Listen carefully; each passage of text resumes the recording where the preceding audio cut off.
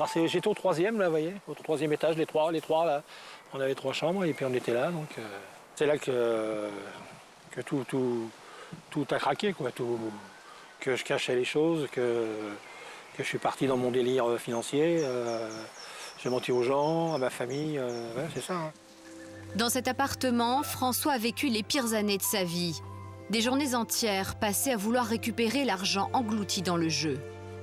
Puis le matin, vous repartez fort comme en vous disant que vous allez être riche. Parce que les échecs de la veille, ils vont être effacés par les victoires du lendemain. Mais et ben, les échecs se sont répétés. Il y a 5 ans, nous avions rencontré François ici, dans une thérapie de groupe organisée par l'association SOS Joueurs. Et que ça, c'est le plus difficile. Le turfiste essayait de se sortir de l'enfer du jeu. À ses côtés ce jour-là, pour le soutenir, sa femme et sa fille. Sa fille avait contracté plusieurs crédits pour l'aider. Je savais qu'elle n'était pas bien dans sa tête, elle n'était pas bien, ma fille, elle n'était pas bien pour diverses raisons. Et je lui faisais accepter des choses qu'en temps normal, elle n'aurait pas acceptées. J'ai du mal à croire, j'arrive pas à me mettre dans la tête que jamais je pourrais plus penser au jeu, quoi. À l'heure actuelle, aujourd'hui, ce serait mentir que de dire d'être incapable de jouer et de replonger. Ne pas replonger, cela voulait dire aussi éponger toutes ses dettes. À l'époque de notre premier reportage, François commençait tout juste à rembourser l'argent qu'il avait emprunté. Mais la justice l'avait jugé fragile et avait pris une mesure de protection, une curatelle. Depuis, sa femme gère son argent à sa place. Ah, c'est les documents dont je vous avais parlé. Vous avez ce qui concerne les créanciers, là. Puis là, le jugement de curatelle qui a été mis en place dans le cadre de mon addiction. Alors pourquoi est-ce que vous avez été mis sous curatelle ?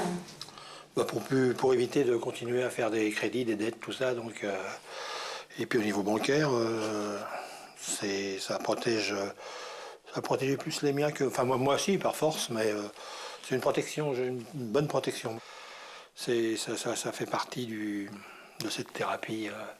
C'était un outil qui a aidé à construire l'échafaudage qui m'a reconstruit. Voilà. Vous avez remboursé combien d'argent, pendant combien de temps ? C'était sur 49 mois et ça représente, je ne sais plus exactement la somme, 80 et quelques mille, un truc comme ça. Vous aviez beaucoup de gens à rembourser là ? Oui, 17. Montrez-moi un petit peu la liste. Oui, vous avez la caisse d'épargne, CTLM, S de Passe, Société Générale, le Trésor Public, la redevance, la totalité fait dans les 2000 €, quoi. Tout seul, vous sortiez 2000 € de votre poche tous les mois ? Tout, nos 2 salaires réunis. Avec votre épouse ? Avec mon épouse, ouais. Donc elle vous a aidé à éponger vos dettes ? Voilà, elle était forcée puisqu'elle était co-signataire sur certains dossiers. François n'est pas encore autonome. Pour le devenir, il devra repasser devant le juge et faire annuler la curatelle. Ce serait mentir que de dire... Nous lui avons proposé de revoir son ancien témoignage. La petite bête, elle est toujours là. Hein. Et si je viens encore en réunion, c'est que je voudrais qu'elle parte définitivement. Et cette petite bête, c'est l'envie de jouer, c'est agaçant. Les réunions entre joueurs lui ont été bénéfiques. François ne joue plus aux courses aujourd'hui. Mais s'arrêter a été une épreuve. Le problème, surtout au début, c'est que vous vous souvenez des bons moments. Alors, ce petit pchit d'adrénaline que vous avez là, vous savez, chaque fois que vous gagnez, c'est une grande victoire, mais en vérité, c'est pathétique. Mais ça faisait partie du personnage que j'étais, hein, avec toute la misère qui l'accompagne. Le jeu, vous bouffe, ça vous prend votre vie entière, c'est sûr. Dans cette réunion, nous avions rencontré François en 2005. D'autres joueurs témoignaient de leur détresse. En ce moment, je suis en train de descendre complètement. Je me rends bien compte que je suis en train d'aller droit dans le mur. Je pense qu'avant la fin de l'année, il y aura quelque chose. Voilà. À la fin du jeu, peut-être ? Non, la fin de tout. Non. En face de cet homme, Frédéric avait fait elle aussi la démarche de venir se confier. Cette joueuse de casino, nous l'avons retrouvée. Ces 5 dernières années, Frédéric les a passées à s'acquitter de ses dettes, plus de 150 000 €. Chaque mois, il y consacrait tout son salaire. Le jeu n'a jamais cessé de la ronger. Il y a quelques mois, après 4 ans d'abstinence, elle a replongé. C'était la fin d'un grand tunnel, puisque c'était le moment où j'arrêtais de rembourser toutes mes dettes depuis 10 ans. J'allais enfin redevenir complètement autonome. Ce que je gagnais en travaillant, ça allait être pour vivre et pour plus payer le passé, on va dire comme ça. Et je crois que je l'ai beaucoup idéalisé. Et les petits accidents de la vie, des difficultés de couple, moi qui n'ai pas su peut-être me préparer à ça, j'ai donc rechuté, quoi. Et de tout refoutre en l'air, encore aujourd'hui, j'ai du mal à comprendre, mais voilà. Seule solution pour cet accro des machines à sous, se faire interdire à nouveau de casino par le ministère de l'Intérieur, sa précédente interdiction étant arrivée à expiration. Frédéric a 46 ans, elle est mère de 3 enfants. Avec le démon du jeu, elle a connu la précarité, un divorce, un séjour en psychiatrie et même des ennuis judiciaires. Il y a 5 ans, elle nous avouait avoir volé des chèques à son travail pour jouer. Je pique des chèques et je les mets sur mon compte. Enfin, je veux dire, c'est le dernier des cons qui ferait ça, quoi. Ou c'était tout pour que je me fasse prendre. Je crois qu'il y avait ça, c'était... mais protégez-moi de moi, là. J'ai volé donc des chèques et que j'ai encaissés sur mon compte, c'était ridicule. C'était surtout pour qu'on me prenne. Donc 9 mois avec sursis pendant 5 ans.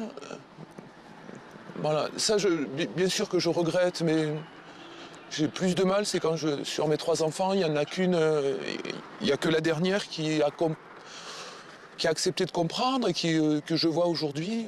Voilà, les 2 autres plus grands, je ne les ai pas vus depuis, ça fera bientôt 6 ans et ça c'est toujours difficile, très difficile.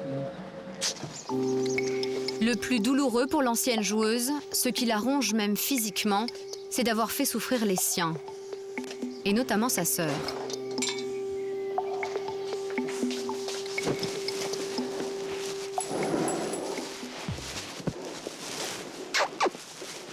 Par moments, ma confiance, elle a été ébranlée et en même temps, mon amour pour ma sœur, quoi. Qui fait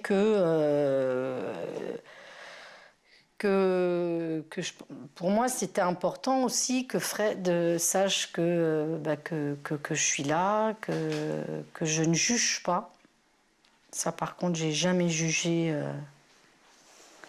Voilà. Oui, et des fois, moi, je sais même plus comment elle peut faire pour me croire, quoi.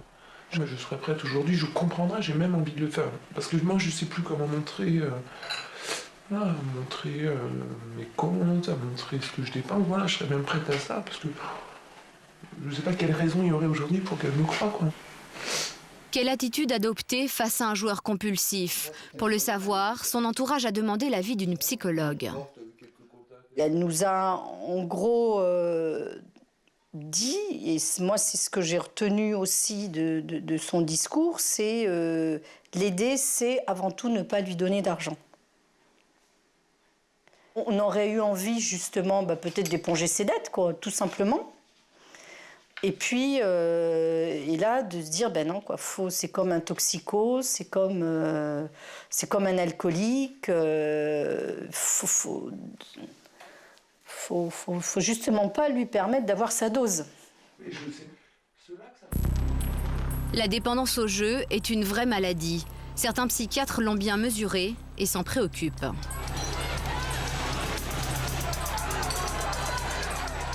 Un après-midi ordinaire dans un bar PMU de Nantes. Les paris hippiques se succèdent. Marty Lagadec, psychologue, vient ici pour travailler. Bonjour monsieur, excusez-moi de vous déranger. Je fais une recherche scientifique sur le jeu pour le CHU de Nantes et pour le Centre de référence aux jeux excessifs. Une mission bien délicate. D'accord, ok. Je vous remercie de m'avoir écouté. Marty cherche à sonder les joueurs sur leurs pratiques de jeu. Et il faut souvent leur courir après. Excusez-moi madame, excusez-moi de vous déranger, bonjour. Je voudrais bien que vous évitiez de m'embêter quand je joue. D'accord, pas de souci, il n'y a pas de problème. Excusez-moi. Voilà. Les gens qui sont accros, est-ce qu'ils le reconnaissent facilement ou pas? c'est vrai qu'ils ont du mal, certains, à admettre, mais bon, on n'est pas non plus là pour essayer de leur faire admettre quoi que ce soit ou essayer d'avoir une prise de conscience sur une conduite qui peut être un peu excessive ou problématique. On est là pour faire avancer la recherche et pas forcément les faire venir au centre quoi, et entamer une prise en charge. Un turfiste accepte finalement de lui répondre. Mais je sais m'arrêter. Et du coup, quand vous gagnez un petit peu, qu'est-ce que vous en faites de ces gains? Eh bien, on rejoue un petit peu. D'accord. Et puis, bah... Donc vous rejouez plus que vos 2 € habituels ou Ah ben là, je perds pas d'argent hein, en ce moment. Donc, je perds pas d'argent. Hein. Donc vous remisez en fait? Ben, je remise, je mets toujours 2 € ou un petit 3 qui fait 4,30 € je crois. D'accord. Mais c'est tout. Hein. Âge, niveau d'études, conséquences financières du jeu, autres dépendances éventuelles, mieux connaître les joueurs devrait permettre de mieux les aider. Parmi eux, des joueurs de course hippique, de machines à sous, mais aussi de Rapido, un jeu très addictif qui faisait déjà polémique en 2005.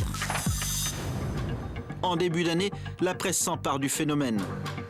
Après 5 années d'existence, la formule importée des États-Unis est montrée du doigt. La Française des Jeux est accusée d'avoir lancé le Rapido sans s'être préoccupée de ses conséquences. Difficile pourtant d'ignorer les ravages du Rapido. Il suffit de pousser la porte de certains bars. Cet établissement est l'un de ceux qui comptent le plus grand nombre d'adeptes de ce jeu en région parisienne. Pour s'en rendre compte, il suffit de se pencher un peu. Problème, rares sont ceux qui osent évoquer le sujet en public. C'est donc muni d'une caméra cachée que nous recueillons les états d'âme des joueurs.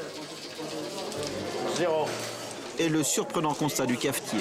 C'est mon truc, je sais pas ce qu'elle fait ça, mais je pense que c'est très fort, très fort. C'est-à-dire, c'est un bon truc En français, qui c'est qui joue? Les chômeurs, les remisses, les vraiment. Il passe la journée,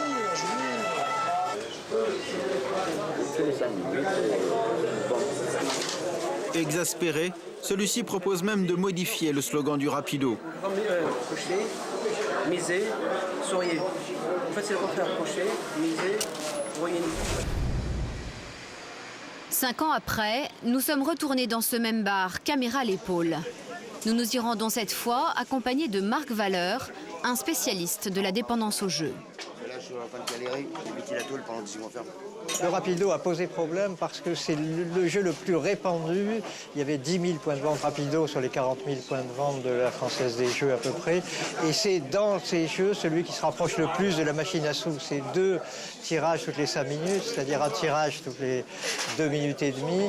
Et donc c'est un rythme qui fait qu'avec les animations qui font qu'on attend que chaque numéro sorte, on est en permanence en haleine devant l'écran. Et donc ça peut induire ce côté hypnotique qui conduit à la perte de contrôle par rapport au jeu. Dans le bar, les joueurs de Rapido sont moins nombreux qu'il y a 5 ans. Seuls quelques tickets traînent au sol en fin de journée. 9 ans après la création du Rapido, la Française des Jeux a fini par prendre des mesures pour réduire l'addiction. Diminution du nombre de tirages, des mises et des gains maximaux perçus dans les points de vente. Et messages d'alerte sur les écrans. Et pourquoi est-ce qu'on n'a pas tout simplement supprimé le Rapido ? On n'aurait pas pu, à mon avis, pour des raisons économiques, supprimer le Rapido, parce qu'au moment où on s'est aperçu que ça posait des problèmes, c'était déjà devenu un jeu majeur pour la Française des Jeux, c'est-à-dire pour Bercy, c'est-à-dire pour l'État, c'est-à-dire pour nous. C'est-à-dire qu'en gros, l'État est devenu addict des jeux, il est devenu dépendant d'un certain nombre de jeux, et on ne peut pas faire un sevrage trop brutal sous peine de gros ennuis économiques. Le nouveau patron du bar a vu son chiffre d'affaires du Rapido baisser de 20% en 3 ans. Les gens maintenant jouent beaucoup plus en direct chez eux sur Internet que dans les cafés. Parce que chez eux, même le bar, on a baissé en chiffre d'affaires à cause de ça. Parce que, et puis, ils n'ont plus le droit de fumer. Donc ils vont chez eux, ils achètent leur bouteille de Ricard ou je ne sais pas ce qu'ils achètent. Et puis ils sont sur Internet et puis piano.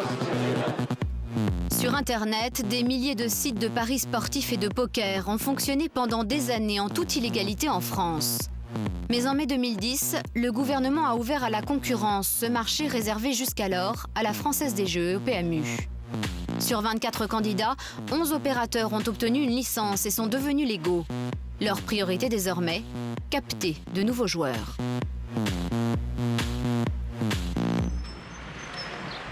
Un samedi, à Disneyland. Ne vous y trompez pas, tous ces gens ont l'habitude de jouer en ligne. Pour participer à cette étape régionale d'un tournoi de poker en live, ces 100 joueurs ont dû se qualifier sur le site internet de BetClick, l'un des leaders des jeux en ligne. Des grosses serrures. Donc voilà, c'est parti, on y va, et bonne chance à tous. Lors du tournage, BetClick est encore illégal en France. Seul poker.fr, un forum de joueurs, s'affiche donc ici, mais les deux sites appartiennent aux mêmes propriétaires. Alors, je me couche. Louper le pic. Ouais, mais c'est le J aussi. Le tournoi est gratuit. À la clé, un bon coup de publicité pour BetClick. Et pour 8 chanceux sur les 50 000 candidats au départ, une place pour la compétition la plus prestigieuse au monde, celle de Las Vegas. Vous accompagnez votre ami ici? Oui. Dès qu'il a l'occasion de se qualifier, je l'accompagne. Et c'est quoi son objectif? Las Vegas, c'est devenir un professionnel. Donc c'est un rêve.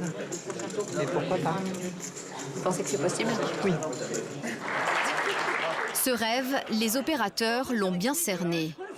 L'appât du gain, le mirage de la gloire, autant d'arguments marketing pour les marchands de poker. Aujourd'hui, on offre la possibilité pour chaque vainqueur de région d'aller vivre son rêve et d'affronter toutes les stars du poker et gagner des millions de dollars, parce que c'est vraiment ces montants-là dont on parle. Le champion du monde, en fait, gagne chaque année ça dépend de l'affluence, mais il gagne entre 7 et 12 millions de dollars. Donc c'est vraiment c'est un rêve. Comme la plupart des sites de paris et de poker interdits en France pendant des années, BetClick a démarré à Londres. C'est dans le quartier prisé de Camden que la société a établi ses quartiers il y a 5 ans. À l'époque, ils étaient 3 bookmakers dans cette salle. Désormais, ils sont 40, 7 jours sur 7, 24 heures sur 24. Parmi les anciens, Julien, un bookmaker de 29 ans, qu'on appelle ici un trader, comme dans la finance. Les traders ajoutent des types de paris au fur et à mesure de la semaine en fonction des matchs. Donc en particulier, Savas est en train de faire des buts sur les over-unders. En fait, c'est combien y aura-t-il de buts pendant le match. Donc il est en train d'établir ces cotes-là. Donc certains vont s'occuper des handicaps. On va voir ce qu'ils font. C'est quoi le handicap? Le handicap, c'est on donne un but d'avance à une équipe et on estime ses chances de gagner un match avec un but d'avance ou un but de retard. Là, Andrea, par contre, il est en train de faire quelle sera la dernière équipe à marquer pendant le match. Donc il est en train de faire ça pour la Copa Libertadores, qui est une sorte de Ligue des champions sud-américaine. Football, mais aussi baseball, équitation, handball, rugby, cyclisme, tennis. Tous les amateurs de sport sont invités à miser. Qu'est-ce qui vous distingue en fait de vos concurrents? On va tous avoir la même base de paris. On va tous avoir les paris classiques, qui va gagner le match. Après, où on peut se différencier, c'est dans l'offre, dans d'autres types de paris comme, je sais pas, le premier joueur à marquer. Enfin, après, il faut être un petit peu original et trouver des paris qui peuvent titiller l'imagination, donner envie de parier. Donc là, Paul vient de lancer les paris en direct. Et il fait évoluer les cotes, donc que ce soit le vainqueur du match, le vainqueur du premier set, qui gagnera le prochain jeu, le score du jeu. Dès qu'il va cliquer sur le vainqueur du jeu, ça va payer les joueurs. Donc les joueurs auront l'argent sur leur compte et seront en mesure de parier sur le jeu suivant. Le bonus de ce bookmaker ne sera pas indexé sur l'originalité des paris qu'il propose, mais sur leur nombre. Sur ce match de tennis, les internautes auront pu faire une centaine de paris différents en 2 heures de temps. Mais désormais, avec la nouvelle loi, ces sociétés n'ont plus besoin de se cacher. Mai 2010, dans un quartier chic de Paris, le fondateur de BetClick, un Français, attend sa licence d'exploitation, mais ses équipes sont déjà sur le pied de guerre. On est là depuis assez récemment. Initialement, quand j'ai fondé BetClick, il y avait seulement 4 développeurs qui développaient le site internet. Aujourd'hui, c'est une équipe technique de plus d'une centaine de personnes. Pour être légalisés, les opérateurs ont dû montrer patte blanche et prouver qu'ils luttent contre les risques de dépendance au jeu. Betclic affirme même aller au-devant de ces joueurs à risque. Quand le service clientèle voit qu'il y a des joueurs qui jouent peut-être de manière répétée des montants trop importants, on va les contacter proactivement et leur demander s'ils ont les moyens de ce qu'ils jouent et s'ils sont à l'aise sur la manière dont ils jouent. Encore une fois, nous, nos valeurs, c'est qu'il faut jouer pour le plaisir, il faut jouer avec les montants qu'on peut engager. Et donc si au moment où on les contacte, il y a un problème, dans ce cas-là, on leur propose soit de suspendre le compte, soit de mettre une limite. Alors, je vais vous montrer par exemple comment on peut mettre très facilement une limite en place. Et là, vous voyez ici, il y a une limite de dépôt mensuel. C'est-à-dire que là, le joueur en question a mis une limite de 40 €. Ça veut dire qu'il ne pourra pas déposer plus de 40 € sur notre site. Par mois? Par mois. En même temps, toutes ces mesures, elles vous font perdre de l'argent. Votre intérêt, c'est que les gens jouent le plus possible. Non, on ne vit pas sur l'addiction des gens, on ne vit pas sur ce genre de choses. Un, c'est marginal, et deux, ça ne représente pas les valeurs de la société. Pour capter les joueurs, les opérateurs n'hésitent pas à se payer des stars. Au poker, rien de tel qu'un Patrick Bruel pour séduire les foules. Ça va et toi? Ce mardi, un tournoi à 10 000 € l'entrée se déroule à l'Aviation Club de France à Paris, l'un des cercles de jeu les plus connus. Le chanteur, joueur de haut niveau, ne se contente plus de céder son image. Il est devenu actionnaire de Winamax, un site de poker en ligne. Pour lui, le poker n'est plus un passe-temps, mais un business. C'était sympa, c'est une table un peu compliquée parce que nous avons le chip leader qui est à la table, qui a beaucoup d'argent. Nous avons un autre garçon en face de lui qui a beaucoup d'argent. Chip leader, ça veut dire? Chip leader, c'est celui qui a le plus de jetons sur tout le tournoi. C'est-à-dire qu'il est pour l'instant numéro 1 à la fin de la journée d'hier. Il a terminé en tête avec le plus de jetons. Et donc il a une avance très substantielle parce qu'il a l'équivalent de 480 000 jetons. Je n'en ai que 132 000. Mon camarade a 180 000. Mon camarade a 120 000.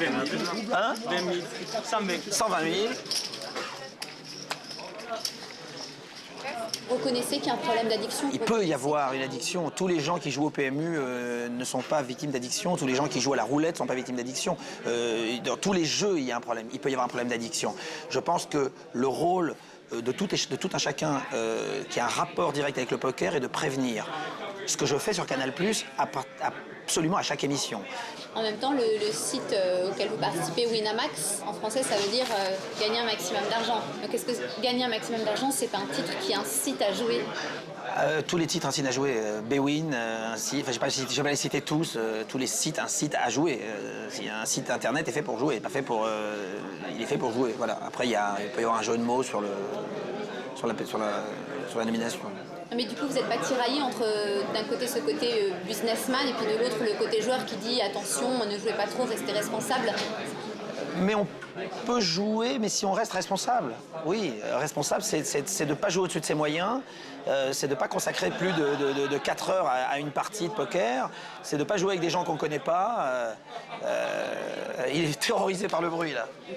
Une pirouette qui permet à Patrick Bruel de clore l'interview. Patrick Bruel nous tient un discours de jeu responsable. Mais Winamax, sa société, est aussi celle qui offre le plus gros bonus d'entrée aux joueurs, pas moins de 1 000 $. Ces contradictions, les spécialistes de l'addiction en ont bien conscience. Et ils ne comptent pas sur les hommes d'affaires pour s'occuper de santé publique. Des stratégies de pur développement durable ne seront jamais suffisantes. Il faut une régulation forte et une régulation extérieure aux opérateurs qui s'impose aux opérateurs. Sinon, pour reprendre une formule de Louise Nadeau de l'Université de Montréal, on serait dans une stratégie qui consiste à confier les clés de la banque du sang à Dracula. La France compterait déjà 3 millions de joueurs en ligne qui pariaient jusqu'ici sur des sites illégaux pour plus d'1 milliard € par an. Désormais, 11 opérateurs vont se partager le gâteau. Leur priorité, tenter de capter ce marché et bien sûr de l'agrandir.